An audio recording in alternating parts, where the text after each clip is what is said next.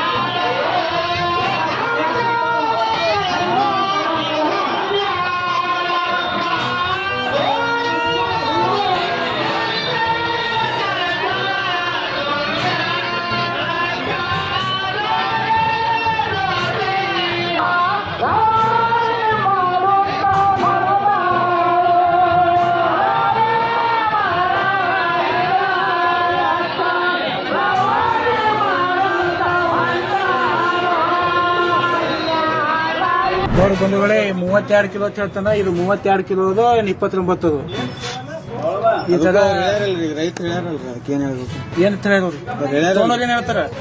ನೀ ಅವ್ರಿಗೆ ಗೊತ್ತಲ್ಲ ನೀನ್ ಹಿಂಗಿನ ಕಡೆ ಮಾಡಿ ಅವ್ರಿಗೆ ಯಾಕೆ ಮೋಸ ಮಾಡ್ತೇವ ಏನು? ಹಾ ಅವ್ರಿಗೆ ರೇಷನ್ 32 ಕಿಲೋ ಅಲ್ಲಿ ಅವ್ರಿಗೆ ತೋರ್ಸ್ ನನಗ ಹಾ ಪಗಾರ್ ಕೊಡ್ತಿ. ಪಗಾರ್ ತೊಗೊಳಂಗಿಲ್ಲ ಏನ್ ಇದೇ ಕಲ್ತಿದ್ದಿ ಒಟ್ಟು ಮೋಸ ಮಾಡಲಿ.